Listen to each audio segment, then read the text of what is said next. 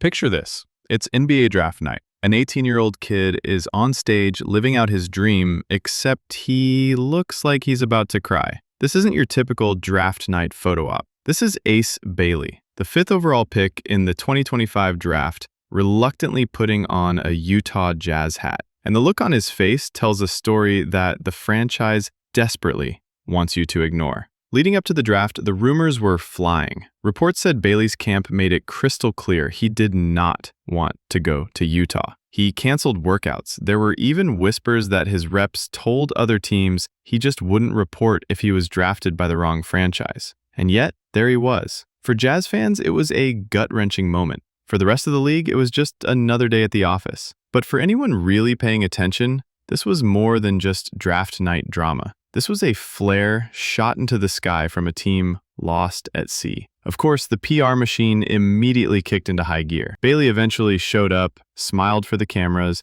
and said all the right things, claiming he was blessed to be here. His agent swore he was thrilled. But the damage was already done. Because Ace Bailey's hesitation wasn't just some picky rookie being a diva, it was a symptom, a flashing, neon sign symptom of a much bigger sickness that's been rotting the Utah Jazz from the inside out for years. This isn't about one player. It's about a franchise becoming a place that top talent is desperate to avoid. So why would a top prospect like Ace Bailey want to stay away? Well, first, you have to look at what he'd be walking into. The Utah Jazz aren't just bad. They're a historically dysfunctional mess on the basketball court. They just finished the 2024-2025 season with the worst record in the entire NBA. This isn't a team that's just rebuilding. This is a team that looks like it's forgotten how to play basketball. For the second year in a row, they led the league in turnovers. Let that sink in. In a league full of young, mistake-prone teams, nobody was more careless with the ball than the Jazz. And it gets worse. Their turnover differential, the gap between their turnovers and their opponents, was the worst ever recorded in the 48 seasons the stat has been tracked. They aren't just giving the ball away. They're doing it at a rate we haven't seen in the modern era of the NBA. This isn't some abstract statistic. This is what happens when a team has no offensive identity, no leader on the floor, and no cohesion. It's why they've finished the season 28th in net rating and dead last, 30th out of 30 in defensive rating. They can't score, and they can't stop anybody. This is the product the Jazz are selling to future players. It's a pitch that basically says, come to Salt Lake City. You'll lose a lot, and you'll do it by throwing the ball to the other team over and over again. For a dynamic playmaker like Bailey, that environment isn't just unappealing, it's a potential career killer. How can you show what you can do when your team is in a constant state of chaos? That on-court disaster is a direct result of an even bigger issue.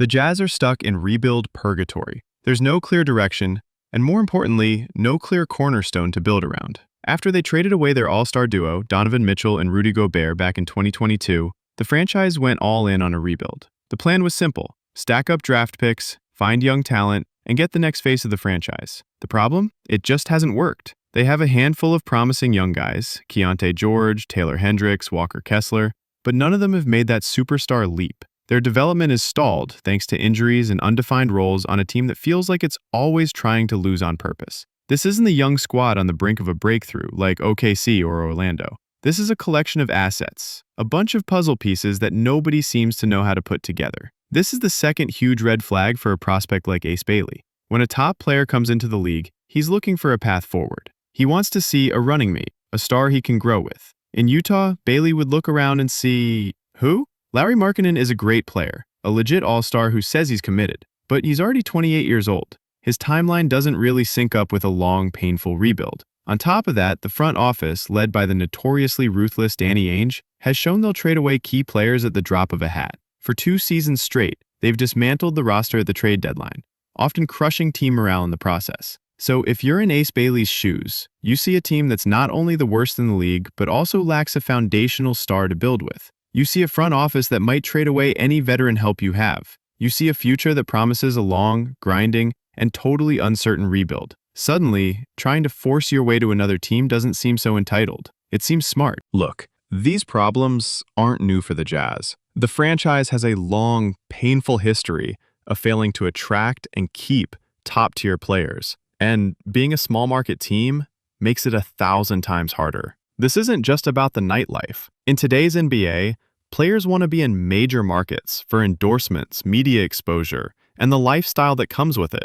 Former Jazz All-Star Darren Williams was brutally honest about this. He said that when he was in Utah, he tried to recruit everybody. The result? Nobody's coming to Utah. No person I ever talked to was interested in coming to Utah. It just was a reality. That feeling has haunted this team for decades. Gordon Hayward's departure in 2017 was a gut punch. The Jazz drafted him, developed him into an all-star, and built the whole team around him. And as soon as he could, he left for Boston. It just reinforced the painful idea that even when Utah does everything right, they can still lose their stars to bigger markets. Then came the Donovan Mitchell and Rudy Gobert era. On paper, it was a success. They were in the playoffs every year with a star scorer and a dominant defender. But behind the scenes, the whole thing was broken. Reports of friction were constant, and it all boiled over with that infamous COVID incident in March 2020 that seemed to poison their relationship for good. It never felt like a real partnership.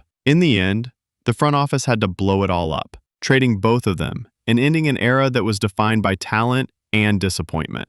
All of this history creates a story that gets passed around the league. It tells agents and players that Utah is a place where it's hard to get help, where your homegrown stars will eventually leave, and where even winning teams can implode from the inside. When you put all the pieces together, the picture is pretty grim. Ace Bailey's reluctance to wear a Jazz hat wasn't just some draft night drama. It was the natural result of years of things going wrong. His camp saw what everyone else sees, a team that's historically bad, stuck in a never-ending rebuild, and located in a small market that just can't seem to keep its stars happy. The Utah Jazz are facing a real crisis. In an era where players have all the power, your reputation is everything. Being seen as an undesirable destination becomes a self-fulfilling prophecy. You can't attract the free agents you need to get better. If you can't get better, you can't convince the stars you draft to stay. It's a vicious cycle, and the Jazz are trapped right in the middle of it. Ace Bailey might end up having a great career in Utah. He's got the talent.